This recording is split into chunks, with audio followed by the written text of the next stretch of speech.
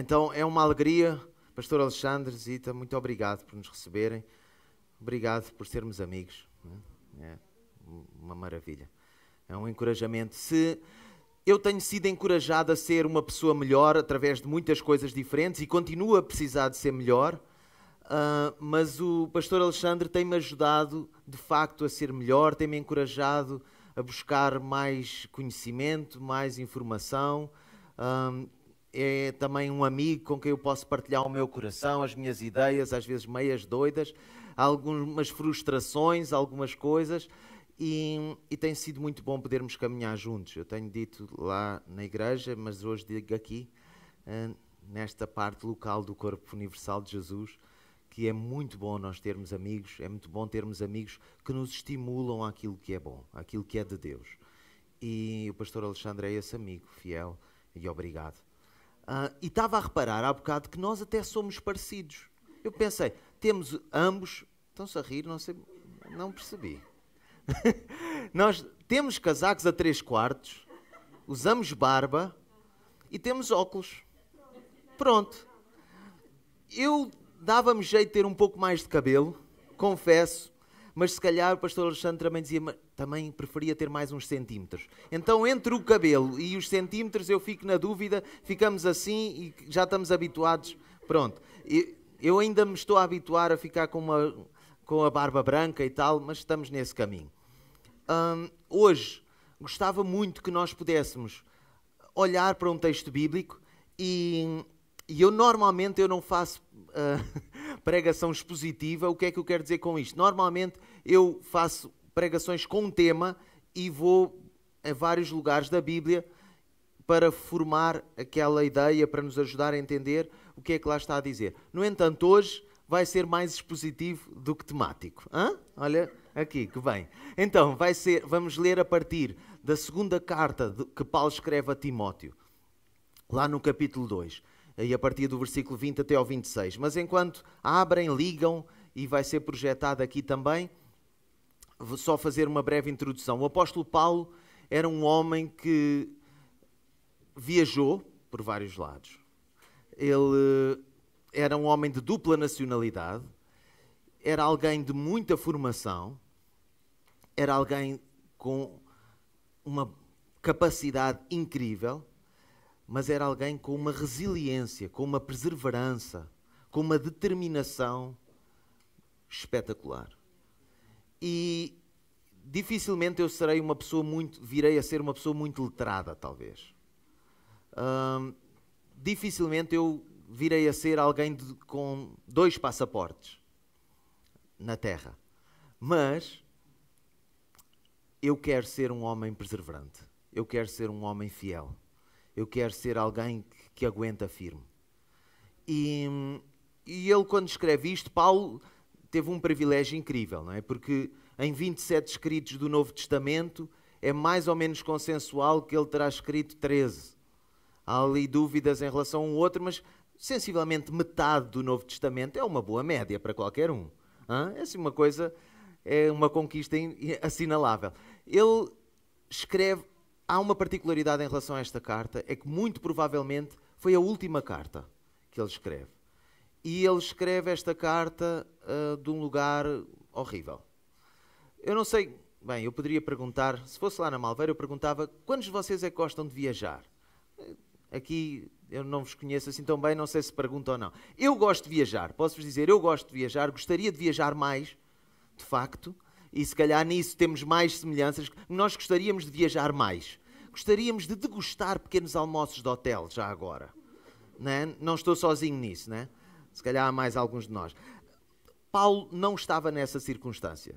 Por esta altura ele já tinha feito bastantes viagens, mas ele estaria basicamente num buraco. Aquilo, pelo que se entende, ele estava na prisão chamada Mamertina, lá em Roma, que é basicamente um buraco e que eu gostaria um dia de conhecer, sabendo de antemão que eu vou chorar imenso.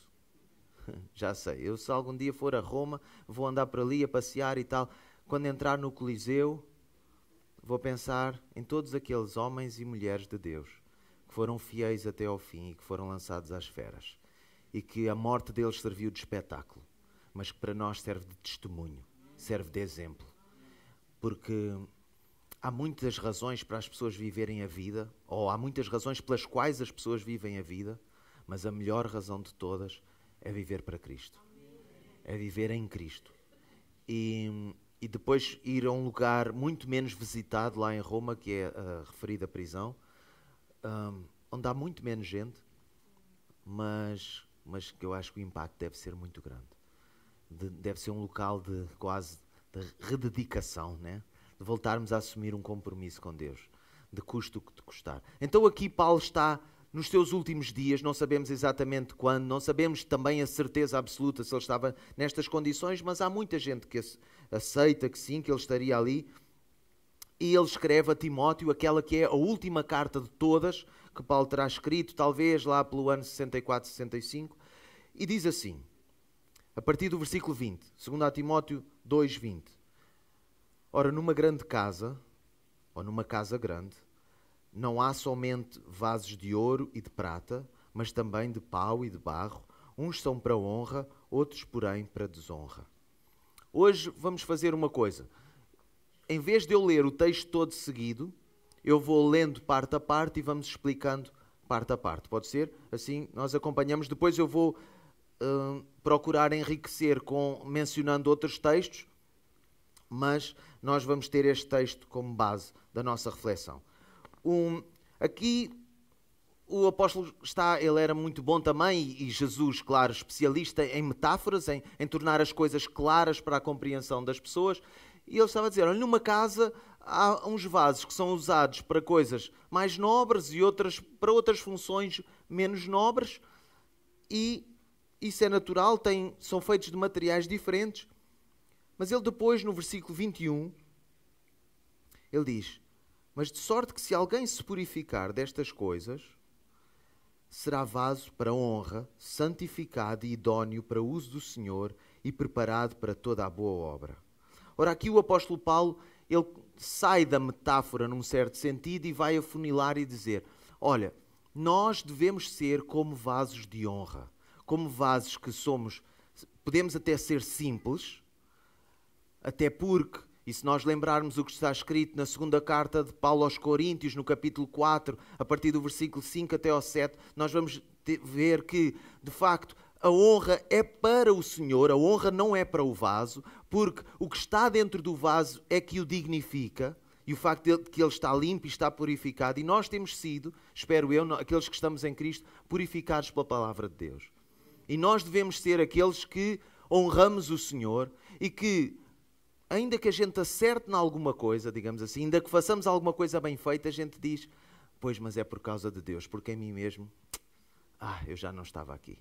Há bocadinho eu estava no meu lugar e eu estava a dizer, Deus, obrigado por este privilégio, obrigado pela família Dias, que são nossos amigos, mas a verdadeira razão de eu estar aqui nesta manhã não é porque somos amigos, não é porque eu sou pastor na igreja na Malveira, é por causa do Senhor Jesus, porque eu sou filho de Deus. E foi o Senhor que tem feito essa transformação na minha vida, que possibilita algumas coisas e que eventualmente, sabe Deus bem porquê e para quê, nós podemos ser bênção uns para os outros. E é por causa dele. Então os vasos são de honra por causa do que está lá dentro e porque se purificam, porque se limpam, porque se preparam. E o apóstolo Paulo a seguir vai-nos dizer algumas coisas. Então, se fosse dar um título à mensagem de hoje, que não temos que ter um título, seria vaso de honra. O vaso para honra, sendo que a verdadeira honra é do Senhor e para o Senhor. E nós devemos o servir com tudo o que somos. Então diz assim, foge, no versículo 22, foge também dos desejos da mocidade e segue a justiça, a fé, a caridade e a paz com aqueles que com o coração puro invocam o Senhor.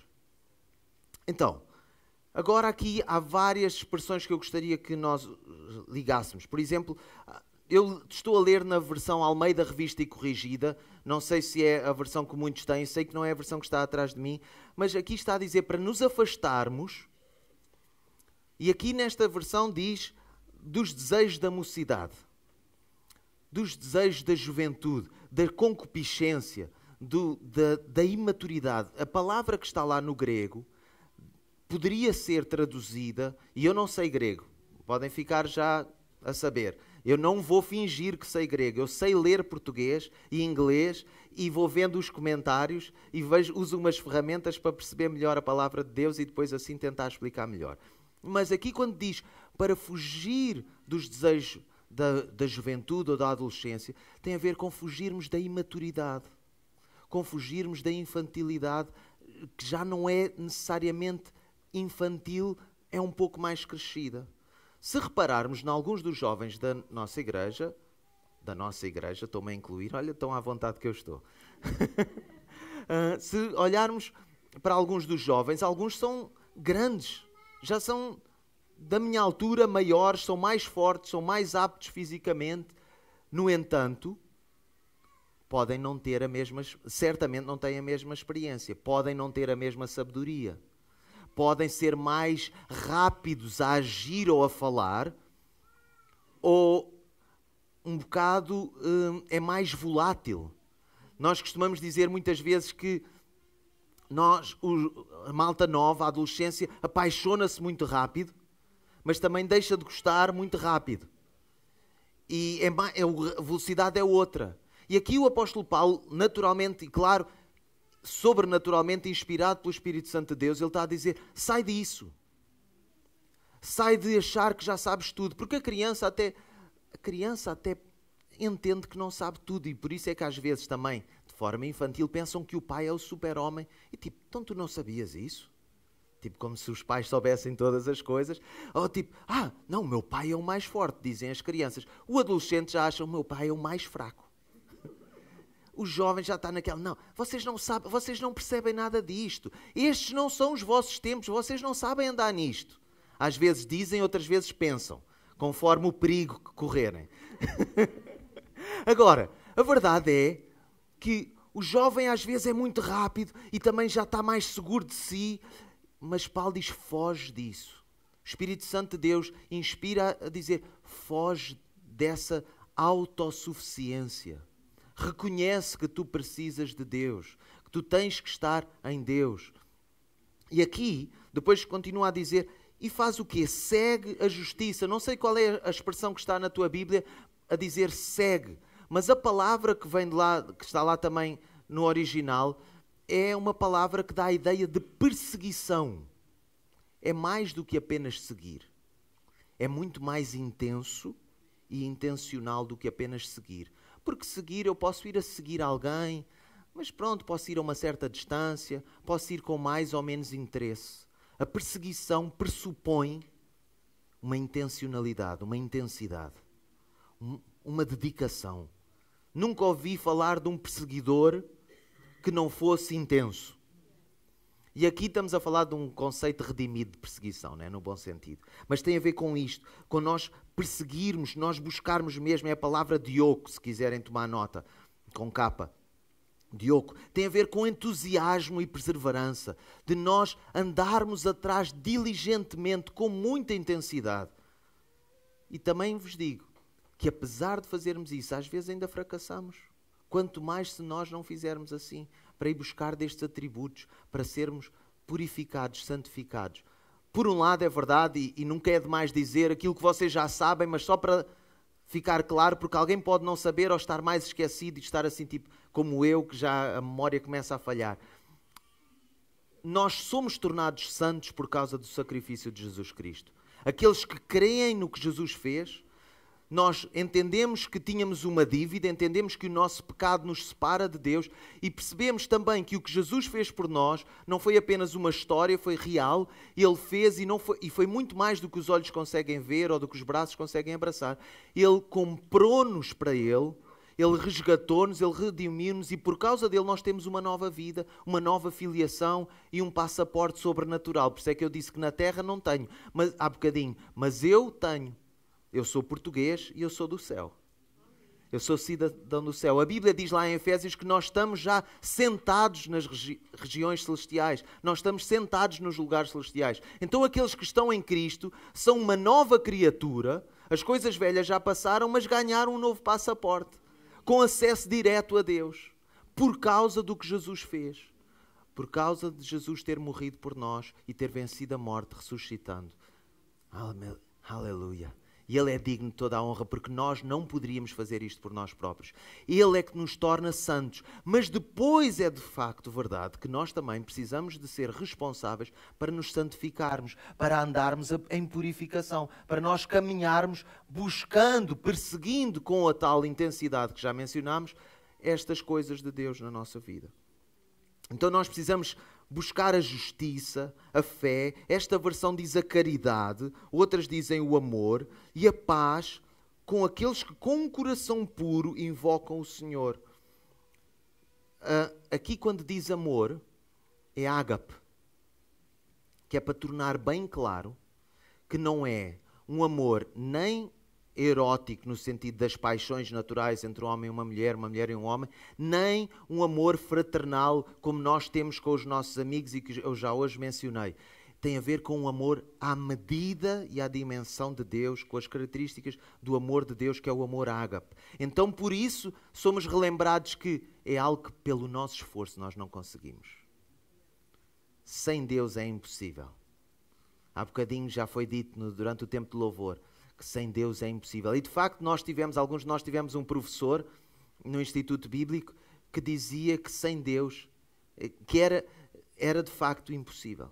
Lembro-me perfeitamente do professor Maurice Conklin dizer que não é só difícil viver à maneira de Deus, mas é impossível, sem Ele é impossível viver de maneira a agradar-lhe. Mas boas notícias, uma vez mais. Ele está comprometido em ajudar-nos. Ele está comprometido em aperfeiçoar-nos. E Ele está tão comprometido que Ele vai fazer isso até ao final e só Ele sabe quando é que é o final. Então nós temos esperança. Podes virar-te para a pessoa que está ao teu lado e dizer: há esperança para ti? Em Jesus há esperança para ti. Agora diz à pessoa que gostas menos e que está do outro lado: não, estou a brincar. Não... Então, nós devemos buscar estas coisas e à medida que nós as perseguirmos, o Senhor é fiel, Ele é bondoso e Ele vai nos abençoar, Ele vai nos dar. A palavra de Deus lá em Mateus no capítulo 7 também diz que se um pai como eu, como alguns de nós, queremos dar boas coisas aos nossos filhos, muito mais o nosso Pai Celestial nos dará coisas boas àqueles que lhe pedirem. Porque nós fomos tornados filhos de Deus. É incrível, e nós já vamos chegar lá a esse ponto, que nós fomos comprados, que eu já mencionei, nós fomos resgatados, nós podemos ser também, de alguma forma, como escravos de Deus, mas já vamos ver o que é que isso quer dizer. Mas nós não somos apenas escravos, e muito menos seremos escravos no sentido como a maior parte das pessoas entende escravatura. Mas nós somos escravos, mas nós somos filhos, nós somos chamados de amigos. Como temos lá em João 15:15. Não vos chamarei mais de servos, mas de amigos. Porque sabem aquilo que o Pai tem para fazer. Uau, estou a parafrasear, não citando necessariamente de forma igual. Então vamos ver o que é que diz aqui no versículo 23. Diz que rejeitamos as questões loucas e sem instrução, sabendo que produzem contendas. Nós entendemos que o tempo está a passar. Não é só para o tempo da pregação que o tempo está a passar. O tempo da nossa vida passa às vezes demasiado rápida e nós não precisamos, não deveríamos gastar tempo com coisas menores, porque não temos tempo a perder. Porque há coisas que vão consumir-nos demasiado e não tem nada a ver com a missão. Não tem nada a ver com nos purificarmos para sermos um vaso de honra, para que toda a honra e toda a glória seja para Deus, para que a seguir haja o resultado que vamos ler agora. Diz, porque ao servo do Senhor não convém contender, mas sim ser manso para com todos, apto para ensinar, sofredor, instruindo com mansidão os que lhe resistem, para ver se porventura Deus lhes dará arrependimento, para conhecerem a verdade e tornarem a despertar, desprendendo-se dos laços do diabo, em cuja vontade estão presos. Agora eu avancei assim mais no texto, para também remir bem o tempo. Então, mas voltando ao princípio, servo do Senhor, esta expressão que está aqui, alguns de nós, e eu durante uma série de tempo ao ler a Bíblia, e eu cresci na igreja, os meus pais fizeram um bom trabalho de me levar à igreja, e sim, durante um tempo fizeram um bom trabalho de me obrigar a ir à igreja, porque eu não queria, e eu hoje, aliás, já há muito tempo que eu digo obrigado porque me obrigaram. Porque eu não sei como é que teria sido o resultado, eu agora sei o resultado que temos. Mas eu não sei como é que teria sido a minha vida se os meus pais me tivessem dito: pronto, ele não quer ir, não vamos comprar guerras, deixa estar. E os meus pais fizeram força para eu ir à igreja. Então os nossos filhos já sabem, na nossa família, ir à igreja não é opcional. É algo que nós fazemos, é algo que nós valorizamos, é importantíssimo. Nós temos a tendência de comer todos os dias e podemos dizer graças a Deus por isso. Então, da mesma maneira que nós comemos, que nós também vamos para a cama, nós também entendemos a necessidade vital de congregar, de estar na igreja, de estar com os irmãos. Amém? De louvar a Deus em conjunto, ser exortado pela palavra, etc. Então, aqui diz que ao servo... Mas eu pensava que aqui, servo do Senhor, era o pastor. E eu aí descartava-me da responsabilidade. Eu dizia, ao servo do Senhor, eles é que são os servos, os presbíteros, os pastores, os anciãos, os diáconos, vá lá. E às vezes até punha assim tipo com degraus na minha cabeça, como se fosse de degraus, mas não tem nada a ver com isso. Mas eu dizia, pois isto não é para mim. Só que vendo o que é que lá está, no grego, uma vez mais, e a gente vê-se gregos para perceber o grego, não é? Esta é a piada mais fácil quando se diz isto. Mas não é presbítero, não é a palavra que dá origem a presbítero, não é a palavra que dá origem a pastor, é a palavra que traduzida é escravo, é doulos. Então fomos todos nós, porque todos nós fomos comprados pelo Senhor e somos dele. Só que nós evitamos esta ideia, escravo de Deus parece muito pesado, porque nós associamos aos senhores normais, aos senhores naturais, aos mestres da história. Só que nós não temos que temer ser escravos de Deus, porque olha, Ele é bondoso, Deus é amoroso, Deus não é violento, Deus não é manipulador, Deus é um Deus de verdade, é um Deus de graça, é um Deus de misericórdia, é um Deus de justiça. Então nós não precisamos temer, pelo contrário, podemos ficar muito felizes por lhe pertencer. Mas temos que entender que nós lhe pertencemos e aqueles que estão em Cristo pertencem-lhe a Ele. Foram comprados, não dá para dizer, hoje não me apetece. Isso é o que um empregado, um funcionário, um colaborador, como agora se diz, é um colaborador meu. É um colaborador, mas só colabora porque eu lhe pago, não é? Porque se eu não pagar, deixo de ter o colaborador. Então, mas um servo, um funcionário faz porque tem um retorno. Nós fazemos porque já tivemos a bênção. Nós já fomos comprados. Nós já fomos redimidos, já fomos resgatados. O preço da nossa redenção já foi pago na cruz do Calvário pelo Senhor Jesus. Então nós somos dele. Então se somos dele, não me cabe a mim, eu não tenho o direito de dizer, Deus, eu não quero. O que é que eu acabo por dizer? Eu, Ruben, e eu não sou modelo, mas em algumas coisas podem eventualmente copiar. No que for bom só. E há uma série que não é. Mas no que for bom podem dizer, Senhor, não me apetece nada. Senhor, eu agora o que eu queria... Mas que seja a tua maneira, não a minha.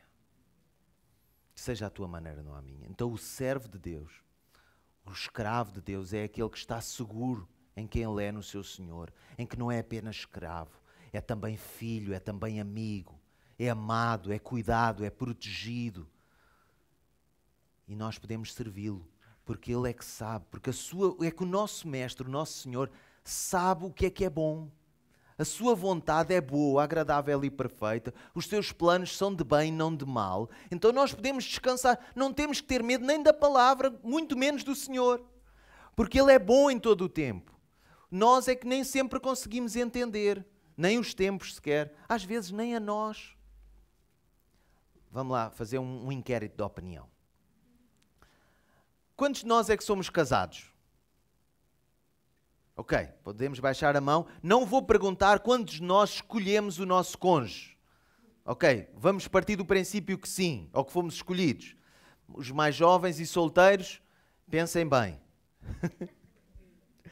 Agora, sejam prudentes, não hajam de impulso apenas. Agora, nós sabemos, à partida nós escolhemos o nosso cônjuge. Vivemos há algum tempo na mesma casa e não entendemos muitas vezes.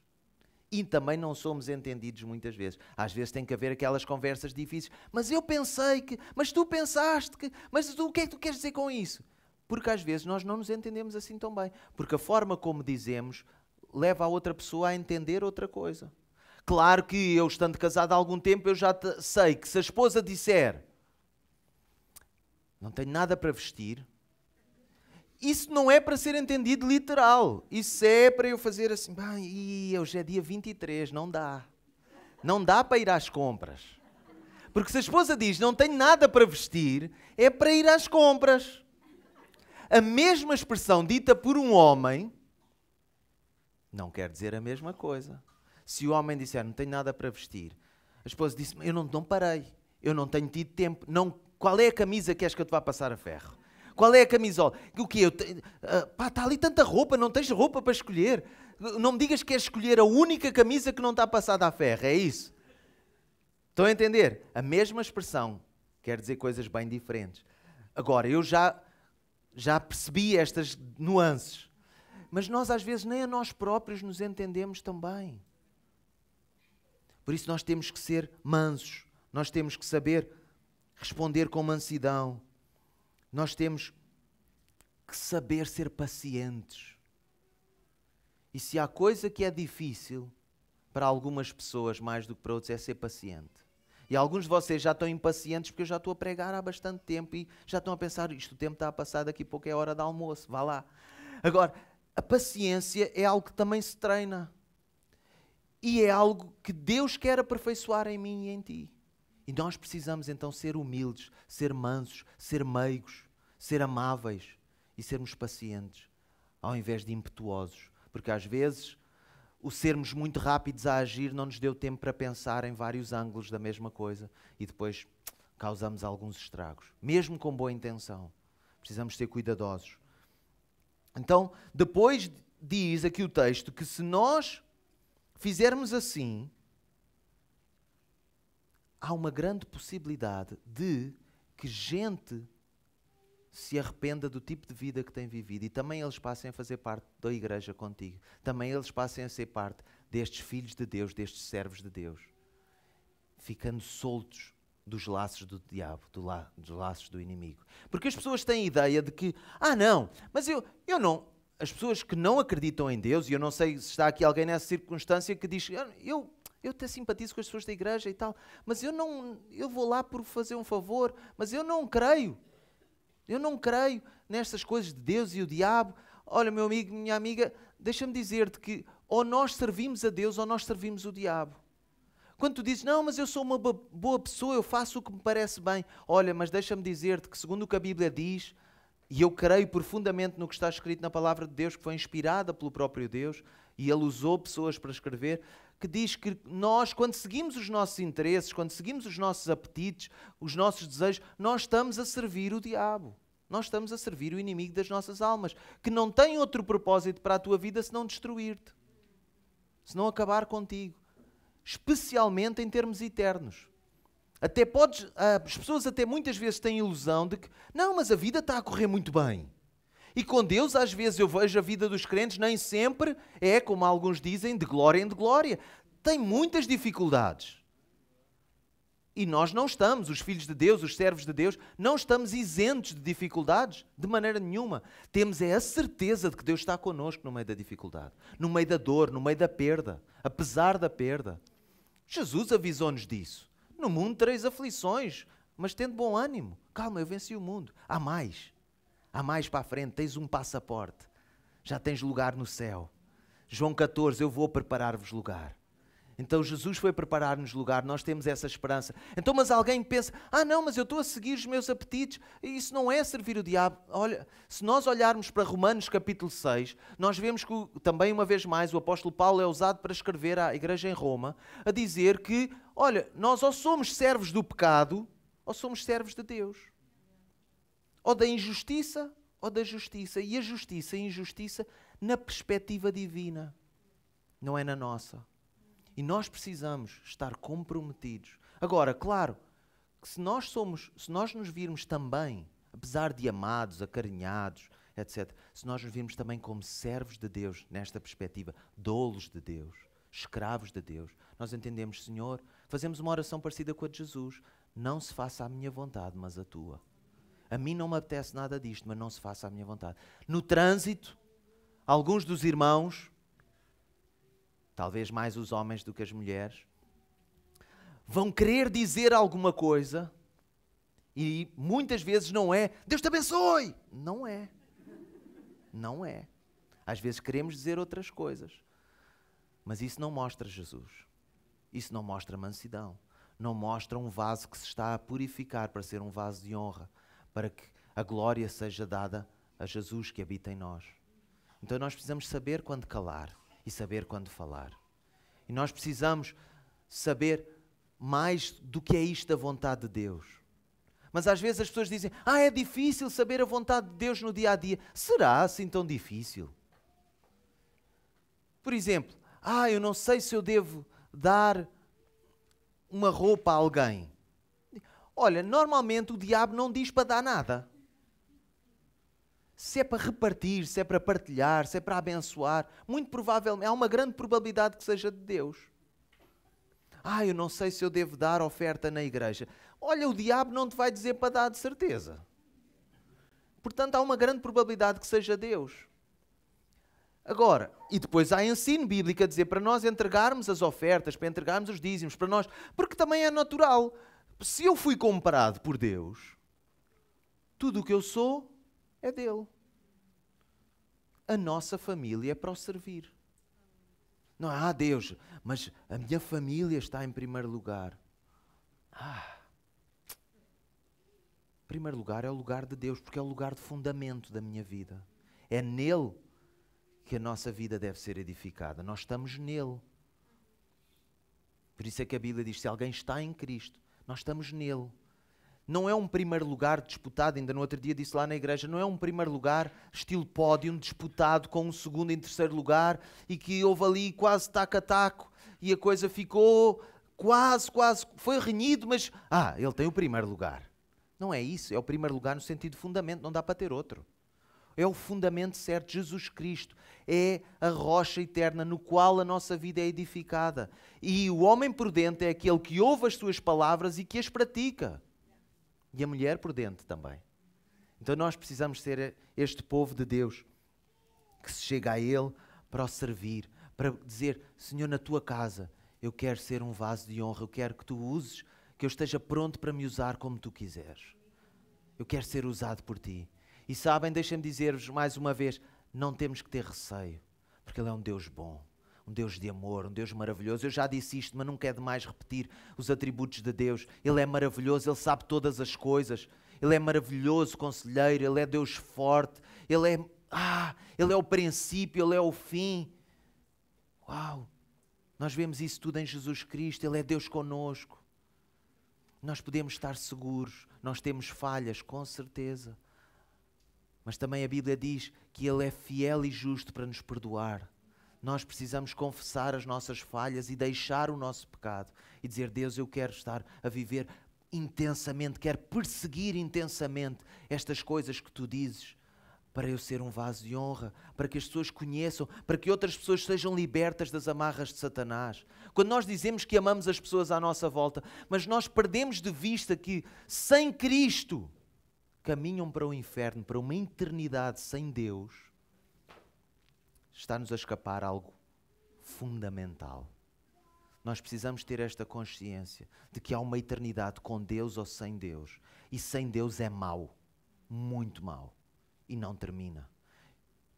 Amém? O Senhor nos ajude. Vamos ficar de pé, por favor. Aleluia.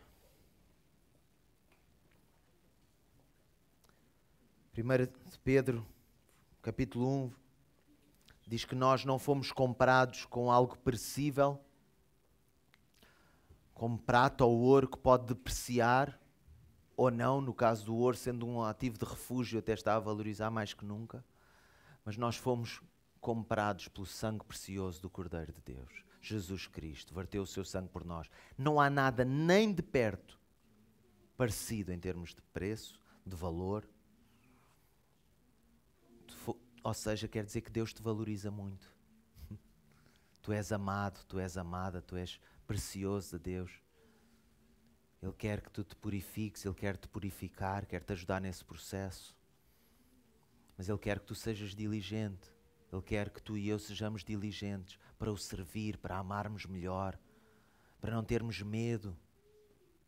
Não termos medo de servir por causa, o que é que vamos perder, seja conforto, seja estatuto, seja bens, seja capacidade financeira, relações com outras pessoas, que temos medo às vezes de perder à medida que nos vamos comprometendo com as coisas de Deus. Não tenhas medo. Não tenhas medo de dizer que não a alguns relacionamentos se te está a impedir de seres puro, de seres pura para Deus. Para de ver, para de falar, para de fazer, para que a honra seja para o Senhor, para tu dizeres um dia, poderes dar testemunho a alguém e alguém dizer, uau, também há esperança para mim. Eu não tenho conseguido, eu já tentei sozinho, eu não consegui. E tu vais poder dizer, olha, eu também tinha tentado, mas depois tentei com Deus e em Deus. Então, toda a honra e toda a glória é para Ele, porque Ele fez em mim. E eu não sou mais do que tu, eu sou precioso, mas tu também. Amém? Vamos orar. Pai querido, obrigado pelo teu amor. Obrigado, Senhor, porque tu nos compraste, tu nos resgataste. Obrigado, Senhor, porque tu nos amaste primeiro. Obrigado, Senhor, porque nós entendemos o que é o amor, porque fomos amados primeiro. Jesus Cristo mostrou na cruz do Calvário, morrendo por nós, pagando o preço pelo nosso pecado, pela nossa desobediência, pelo nosso orgulho. Senhor, ajuda-nos, Deus, pelo teu Espírito Santo, a viver para ti, a servir-te, Senhor, abnegadamente, intensamente, intencionalmente, Senhor, e que toda a honra e toda a glória resulte em louvor a Ti, Senhor, não para nós, ao Teu nome dá glória, Senhor. Aleluia, amém. Meus irmãos, mesmo a terminar, só notar, ainda salientar um ponto, é que o texto diz, lá no versículo 22, para nós seguirmos, não é sozinhos, não é isolados, é com os outros que também estão na mesma caminhada. E é tão bom saberes que não estás sozinho. Não, nós não podemos dizer, eu não tenho nada a ver com aquela pessoa. Aquela pessoa não tem nada a ver comigo. Não tem. Somos um em Cristo. Não podemos ser alheios à dor do outro, à dificuldade do outro, nem ele à nossa. Nós somos, sim, responsáveis uns pelos outros em certa medida também. Não podemos ter aquela perspectiva do Caim que diz, Deus, por acaso sou eu responsável pelo meu irmão? Sou eu guardador do meu irmão? A resposta é sim. Nós somos um corpo. Nós fazemos parte uns dos outros. Nós precisamos nos preocupar uns com os outros e agir intencionalmente em abençoar aqueles que estão à nossa volta, para juntos buscarmos todas estas coisas que o Senhor quer produzir na nossa vida. Amém? Aleluia. Obrigado pela vossa atenção.